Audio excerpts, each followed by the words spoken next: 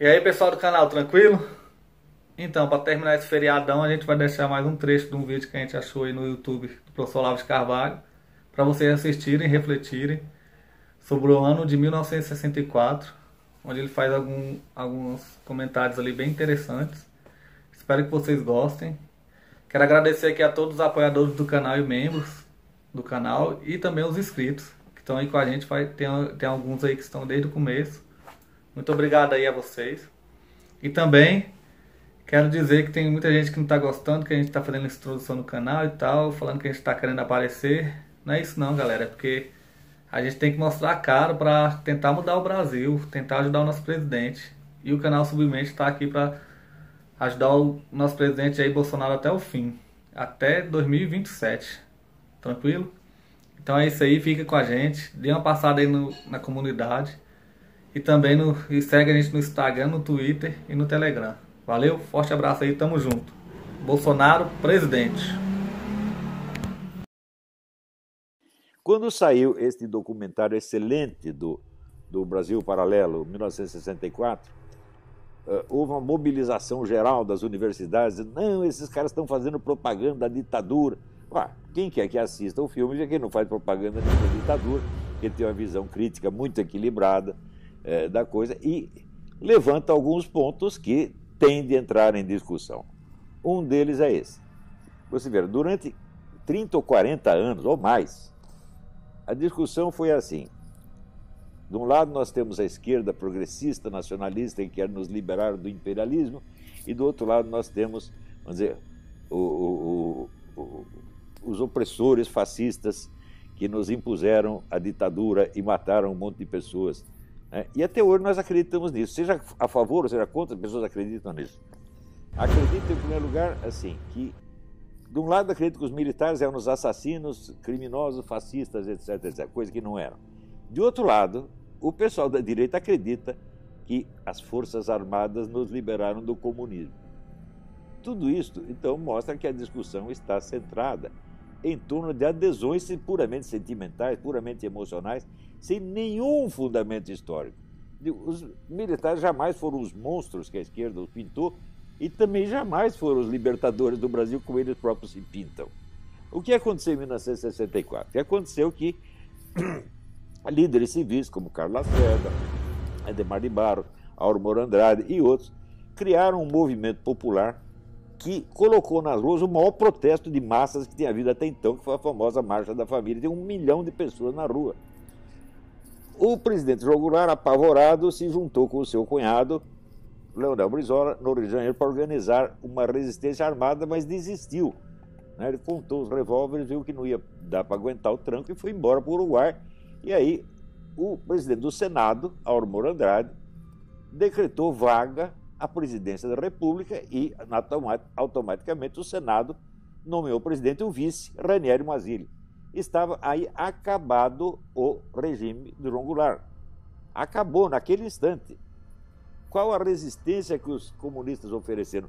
Nenhuma, fugiram todos. O pessoal dizia até que o Leonel Brizola fugiu disfarçado de mulher. Não sei se foi de mulher ou de soldado, mas ele fugiu, ele e o Jango. Não houve resistência armada nenhuma. Você sabe quantas pessoas morreram naqueles dias? Quantas pessoas sofreram violência naquele dia? Foi um líder comunista, Gregório Bezerra, que levou um cacete dos malucos lá em Pernambuco. E o outro foi um estudante maluco que deu um tiro no próprio pé. Isso foi a totalidade da violência no 31 de março, 1º de abril. Ou seja, não havendo resistência militar alguma, para que era preciso a intervenção dos militares? Para absolutamente nada. O governo estava caído, o lado vencido não oferecia resistência militar alguma, o vice-presidente já estava empossado na presidência e o problema estava resolvido.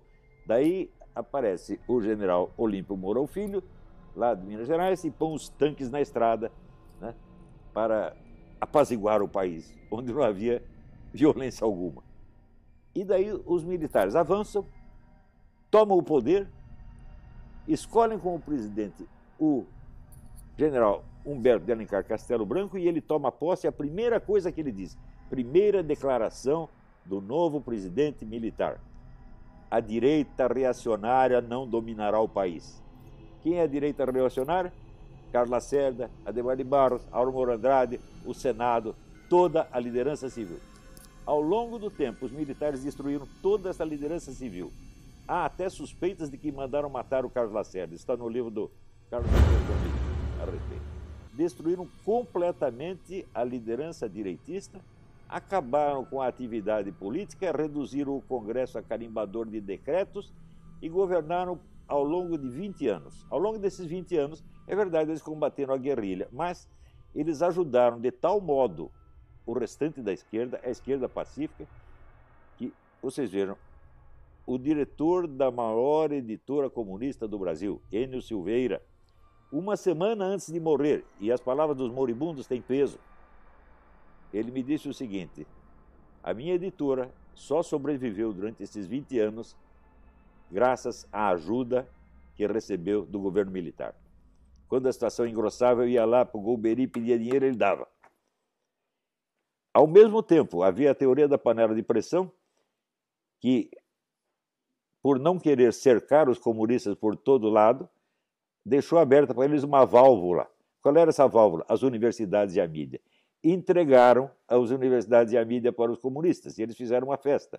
Você vê, naquele tempo, quem andava junto com o general Golbery dando conselho a eles? Um comunista histórico, o Hélio Gaspari. Então, ora, o general Golbery, comparado com o Hélio Gaspari, era apenas um menino. Eu não tenho a menor dúvida de que a influência do Gaspari foi decisiva em cima dele. Resultado, quando terminou o regime militar, todas as forças políticas de direita, liberais e conservadoras, estavam destruídas, enfraquecidas, e só o que sobrava, a única força política que sobrava, que tinha força ainda para se impor, era o quê? A esquerda.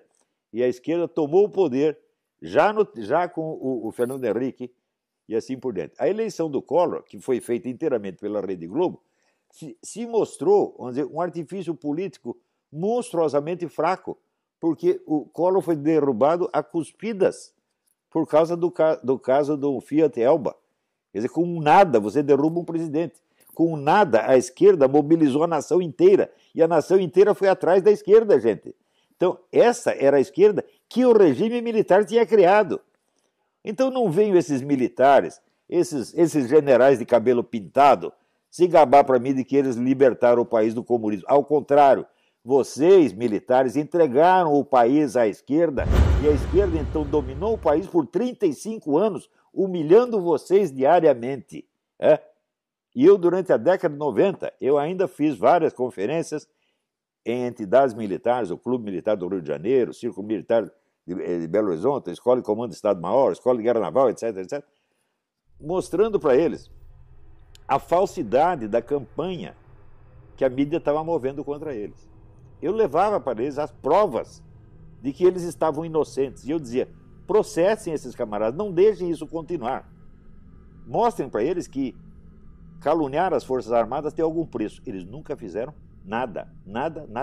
No máximo, faziam uma notinha fiscal, notinha oficial, que era lida pelo comandante e pela mãe dele, e mais ninguém.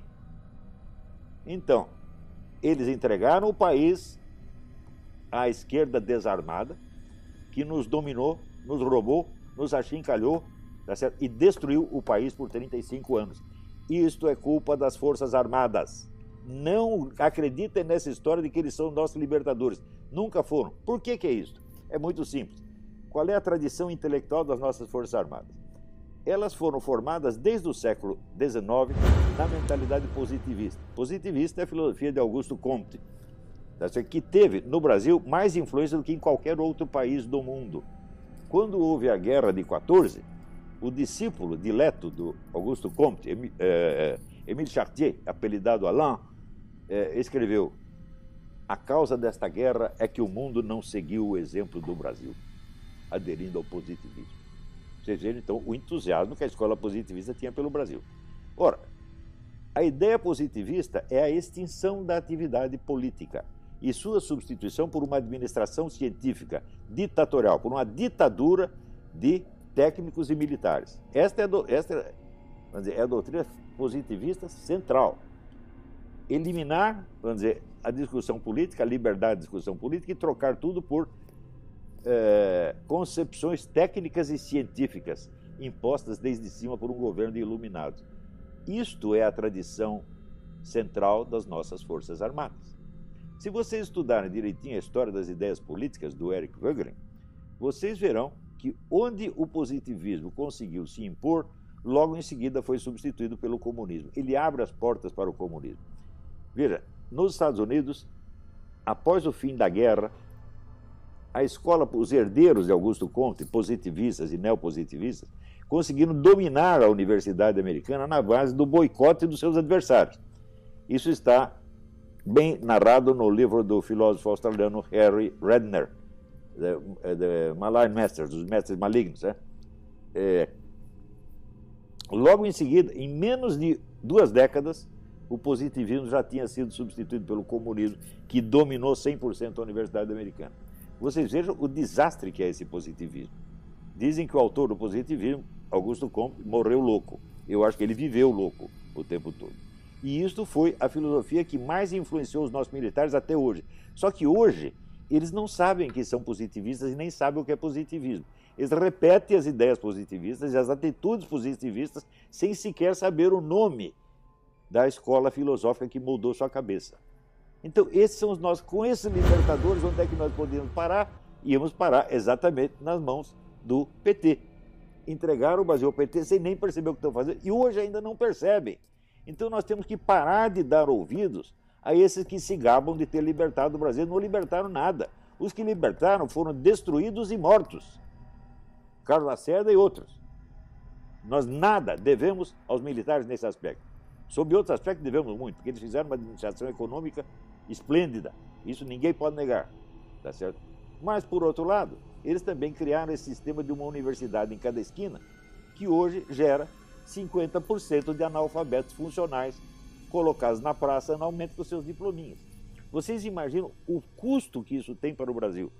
Imagina o custo do ensino universitário no Brasil.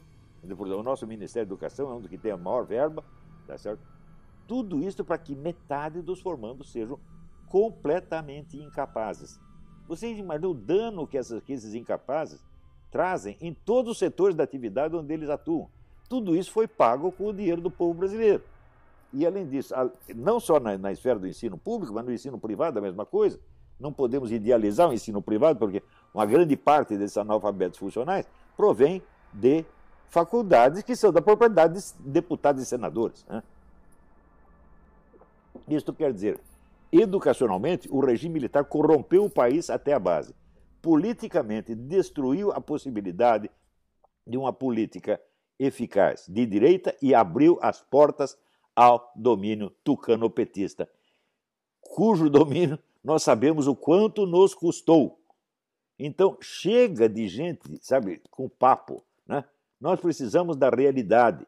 Temos que pegar a nossa história e pegar esse regime militar e ver os seus méritos, que houve sem dúvida, e ao mesmo tempo os seus pecados, que não são pequenos. Enquanto nós não pararmos de tomar posição com base em adesão emocional a slogans, nós não vamos melhorar este país. O que mais falta no Brasil é conhecimento sério. O Brasil já tem, desde o século XIX, ele tem um proverbial ódio ao conhecimento. Isso está bem documentado nas obras do Machado de Assis e do Lima Barreto. Do Lima Barreto é que ele tem aquela cena do Policarpo Quaresma, que as velhinhas passam na rua e vem ali, pela janela, vem a biblioteca do Major Quaresma e pergunta assim, mas para que tanto livro se ele não é nem bacharel? Então, no Brasil, nós temos o culto do bacharel e temos horror ao conhecimento. Até hoje, né, a atitude não mudou absolutamente nada. Nós aqui do Fórum da Liberdade, nós podemos inaugurar uma nova era de discussão sensata, sem, vamos dizer, sem esse partidarismo emocional bocó. Nós temos que parar com isso, gente. Nós temos que tomar consciência do que realmente nos aconteceu. E cada um tem que reconhecer os seus erros. Eu acho que pessoas que não são capazes de reconhecer os seus erros não têm o direito de querer punir os erros dos outros. Então, isto eu estou falando não é para este ou aquele oficial, para todas as Forças Armadas. Eu nunca vi, dentro das Forças Armadas, o menor esforço para medir os efeitos desse erro positivista monstruoso. Hoje eles estão querendo de novo impor a norma positivista. Nós resolvemos tudo e não queremos ouvir os ideológicos. Quer dizer, como se eles fossem científicos, como se o positivismo fosse uma teoria científica e não uma ideologia das mais grosseiras e mais enganosas que o mundo já conheceu. E pior, uma ideologia chega, vamos dizer, ao seu maior sucesso quando ela já não é reconhecida como ideologia. Quando ela penetrou de tal modo no senso comum que ela parece a realidade mesma. Então, o positivismo ainda é o grande vitorioso no Brasil. E o positivismo não pode fazer face ao comunismo porque ele é o pai do comunismo. Ele abre as portas para o comunismo. Ele tapa a boca, vamos dizer, da direita, dos conservadores, dos cristãos, e daí sobra o quê? O monopólio ideológico da esquerda, como aconteceu no Brasil, gente. Nós temos que tomar consciência, nós temos que acordar, tá certo? E não temos que ser bonzinho com ninguém.